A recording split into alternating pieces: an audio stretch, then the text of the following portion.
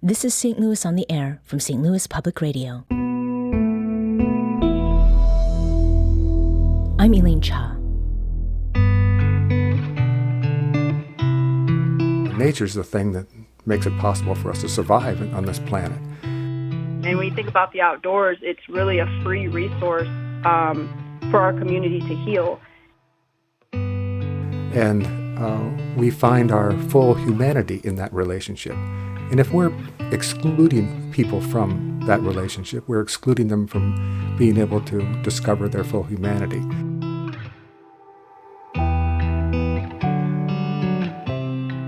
When the National Traveling Art Exhibition and Community Engagement Project, Americans Who Tell the Truth, opens tomorrow at the Gallery STL, it will be the first time St. Louisan Debbie Njai sees her painted portrait among those of other change-makers being honored by the Missouri Coalition for the Environment, or MCE.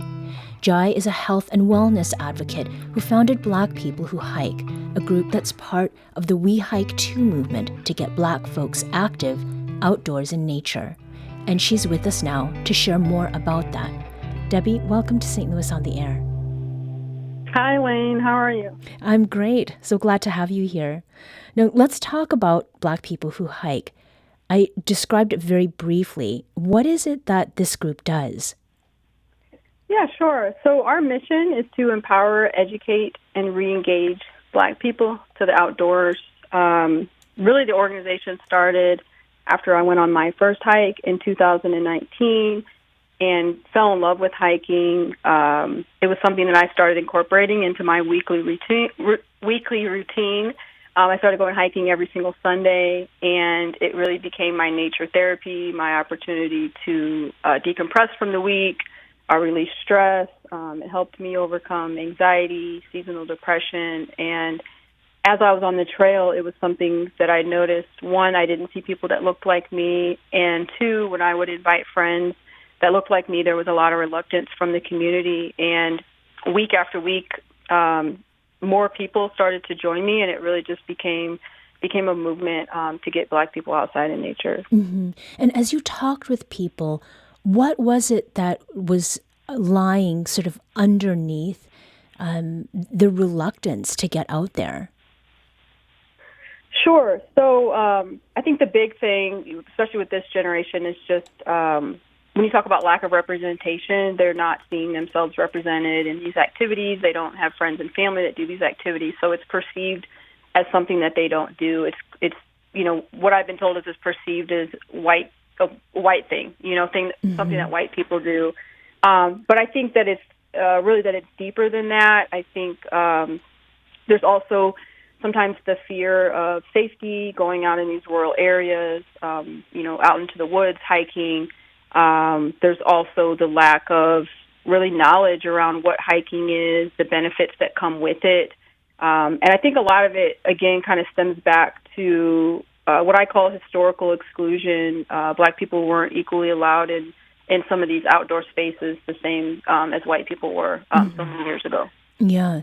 And how big have the groups been that you've gone out with? And are they finding, safety and camaraderie in numbers? Yeah.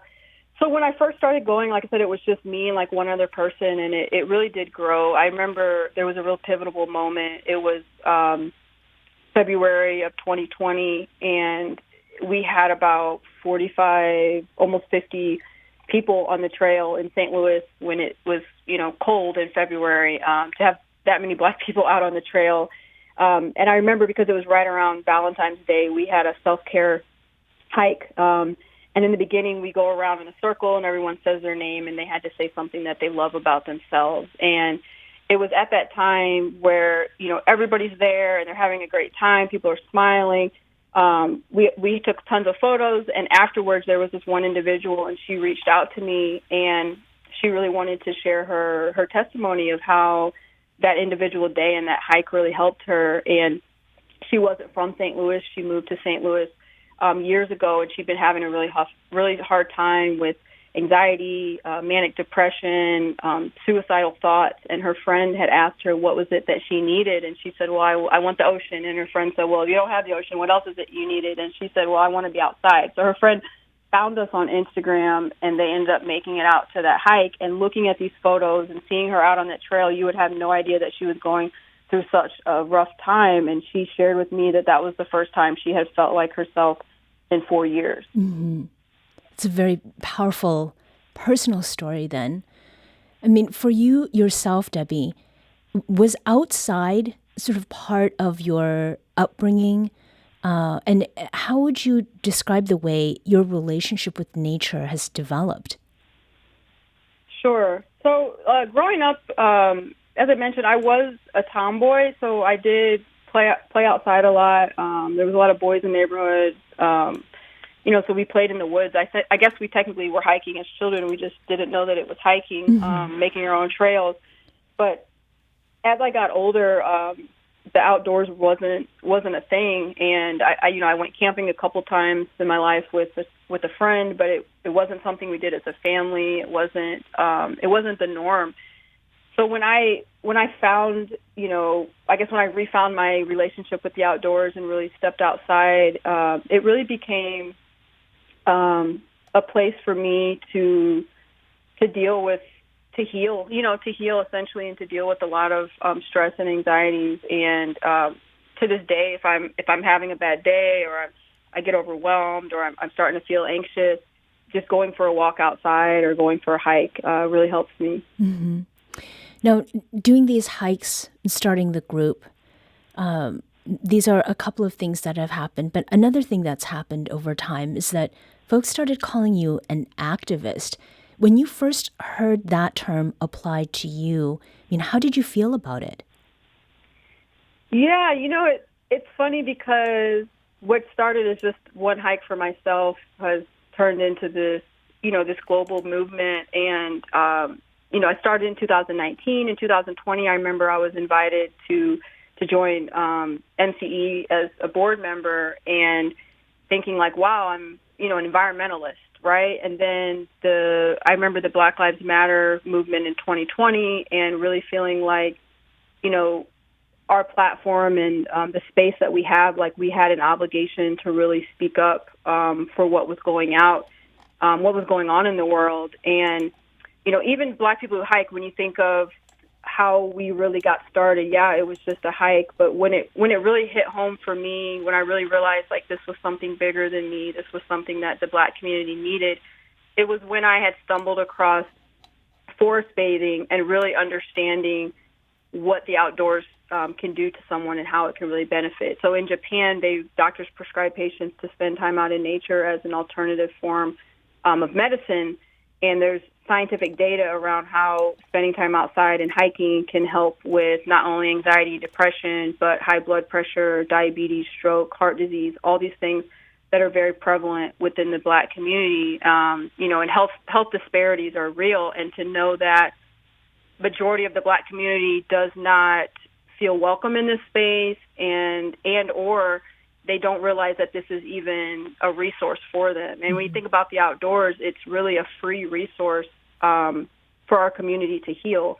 And so when I think about it like that, being called an activist, I guess that's what I am, but it's not something that I anticipated. It's just something I kind of walked into. Mm-hmm.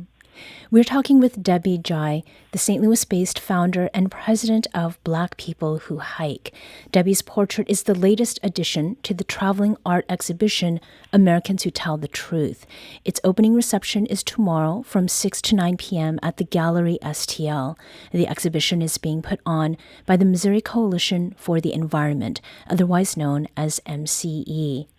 Now, Carmen Harris, development director at MCE, says the coalition hopes the exhibition will familiarize people with Debbie's work, the work of activists around the nation, and to learn about MCE's mission. She says art is a particularly useful vehicle for inspiration and education. It provides a unique opportunity for people to engage in causes that they weren't really privy to, that they weren't really aware of. And it gives a new perspective of how people can view environmental values and how they can live their everyday lives, and how everything environmental can affect us all, regardless of income, regardless of demographic.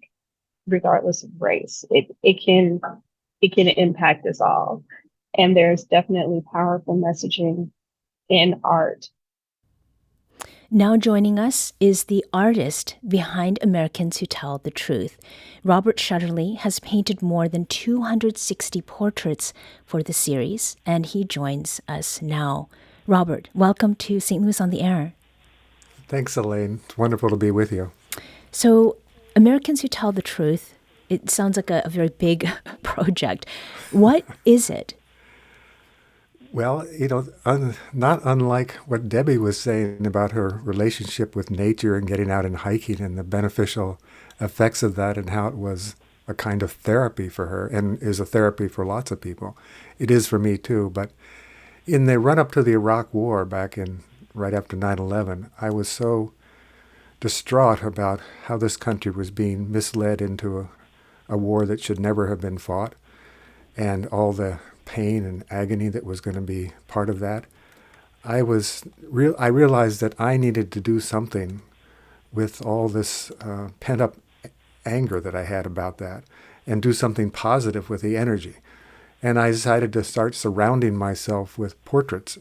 And up to this time, I'd never been a portrait painter, with portraits of Americans who made me feel good about the country rather than ranting about the people who were in charge, who were setting us on the course of this disastrous war. Mm-hmm. And that became my therapy. And it began with all these 19th century figures like Walt Whitman, Frederick Douglass, Jane Addams, Mother Jones, Susan B. Anthony, people like that.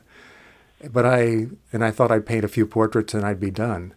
But it became so fascinating to me to look at the kinds of truths that have been told and the truths that have not been told in this country, all across the spectrum of not just about war and peace, but about gender, about race, about the environment, about climate, all these things which are so critically important to us. And I thought I would just keep building this catalog, basically, of these portraits. And it would be in my basement, but instead it's become a project that goes all over the country. Right. So you really were then activated by others, and this is an endeavor that activates, in turn, those who see it. Now, from what I understand, you were engaged by MCE to paint Debbie's portrait, and you learned about Debbie and her work. What was it about what you learned about Debbie that made you decide that her portrait was one that you wanted to paint? That's really interesting. I have painted many environmentalists all the way from Thoreau and John Muir to Rachel Carson, and then, contemporary young activists all over the country. However, the issues that Debbie is, working about with Black people who hike is a really interesting fundamental issue which gets ignored a lot. I mean, the title just sounds kind of innocuous, but as she was suggesting, this is much deeper than that. And also, I recognize it as being very deep in our history in another way. I mean, when you think, let's say, about the 19th century and the idea of manifest destiny, that this country needed to be expanding west and for the benefit of basically white people, owning the land, that the land would reach its highest virtue when it was owned by white people. And that meant the removal of indigenous people and Mexicans in the West and the horrible Mexican War. That was all justified by this idea of white people owning the land. And it went well beyond that. It went to not just owning it, but exploiting it, profiting from it, and excluding people of color from it. And so, when you see a movement that tries to bring, people of color back into nature, as Debbie was suggesting about the healing aspect, every person needs a relationship with nature. I mean, nature is the thing that makes it possible for us to survive on this planet. And we find our full humanity in that relationship. And if we're excluding people from that relationship, we're excluding them from being able to discover their full humanity. And Debbie's project is actually working on that, which I think is just absolutely wonderful. Mm-hmm. Now, the Missouri Coalition for the Environment Development Director, Carmen Harris, has seen your portrait, Debbie, and she told us that what stood out to her most was your smile. when I sent portrait or pictures of Debbie to Robert so he can, have something to go off of, he said that she should keep her smile. He said, of course, take some that are, a little more serious, but he really wanted to captivate her smile. So, Robert, as we heard Carmen say about you, and what you did as far as the artistic sort of decision making here, sometimes a smile isn't right for certain portraits. Why did you decide, though, that Debbie's needed to be painted with that expression? Probably 99% of the portraits, maybe not that many, 95, are looking at you with a pretty serious look, a non-smiling look. Sometimes as a portrait artist, I think that a smile can almost act as a mask on a portrait that doesn't really let you see who the real person is or give you a way to understand their integrity in a particular way. However, when I was looking at the images of Debbie and also thinking about the work she does and the spirit with which she does it, the smile seemed the perfect representation of both who she is and what she's doing. And it worked. I thought that was the best way to paint her. Mm-hmm. Now, Debbie, what was the moment like when you got the news that you'd be painted in this way? I think it's still really just sitting in. Like right now during this interview, it's like, wow, I was definitely honored to have been chosen for such an opportunity. But, yes, I realize the work that I'm doing is important, but for it to be kind of recognized on this national level in a very different way, a very artistic way, and I don't know, it's pretty neat. I'm pretty excited. And Robert, your work I'm seeing for the first time because of this segment, and I think that will be the case for many of our listeners. Debbie, what went through your mind when you saw Robert's work on other people's portraits? Yeah, just to really be able to take in the fact that this is kind of forever. Obviously, I've planted seeds here that I believe I've had the impact of thousands of people's lives. And people are changed, and they have the opportunity to pass this down generationally. But a portrait, that's something that's like a forever painting. So it's like I said, I'm very humbled and honored. Now, Robert, in the process of creating Debbie's portrait, are there any parallels that exist between what you've done with hers and the ones that you've done for others? Oh, sure. But first, let me just say, Debbie hasn't seen her portrait yet. And this is always a very anxious time for me when we're going to be there, on Friday to unveil the portrait. I hope she likes it. My intent is to honor people, is not to give them an interpretation that is something more about me than about that person. And so, it is my hope that she likes what I've done. But yeah, in the Americans Who Tell the Truth project, we refer to the portraits as, in terms of their education as models of courageous citizenship. And so Debbie's fits into our educational format because we do so much work in schools of showing young people who are working to make this country a better place, to make this country live up to the ideals that it professes, and give them just all these examples of the ways that they can engage themselves. And so when they see, a lot of times I think when young people look at the portraits and they see somebody smiling, that may be the person that they engage with first, because it seems so welcoming, rather than something kind of a little sterner, or a little heavier that might be a little intimidating. So Debbie's portrait will be a really important one for that reason, that people will look at it, they'll find it and pick it out because it's smiling, and then they'll read about what she does and probably be surprised, Because a lot of people, I think, especially a lot of white people, do not think about the relationship of people of color to the land and how they've been excluded, and how that, here's a person who's trying to, fix that relationship. So that's what I'm hoping anyway. And earlier you mentioned, Robert, that you didn't start as a portrait artist, and I do recall reading that you are self-taught. So what does it mean to be a portrait artist now and to be doing the work that you're doing now?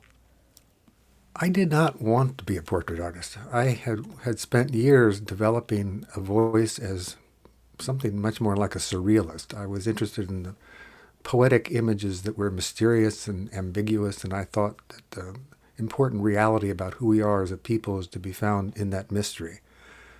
But when the times turned and we were, right after 9/11, suddenly faced with this call to attack a country that we never should have been attacking, I thought that my role as a citizen was much better served if I spent time trying to find a voice using the thing that I do best, which is paint, and find a way to engage this moment. That I had to be, a lot of times I think, and a lot of artists think about their work in relationship to the history of art. What would Rembrandt think of what I'm doing? Or, what would Degas think of what I'm doing? And all of that, I used to think about that. Or what would Edward Hopper think? Or Magritte or somebody like that. And that all became irrelevant at this moment to me. It seemed that what was far more important was having a voice at this moment, trying to make that voice be in a sense political, but in the broadest and best sense, and have that voice be honoring people who have shown great courage in trying to make this country be the best country it could be. Robert Shetterly is the portrait artist behind the exhibition Americans Who Tell the Truth. And Debbie Njai, Robert's latest portrait subject, is the founder and president of Black People Who Hike. Debbie, Robert, thank you so much for your time. Thanks, Elaine. Thank you, Elaine. It's been a pleasure. The traveling art exhibition, Americans Who Tell the Truth, opens tomorrow at the Gallery STL with a reception from 6 to 9 p.m. The show, presented by the Missouri Coalition for the Environment, or MCE, will debut a portrait of St. Louis and Debbie Njai and include 10 portraits of other environmental changemakers, all painted by artist Robert Shetterly. The exhibition will run until August 24th. You can learn more about Shetterly's work at americanswhotellthetruth.org.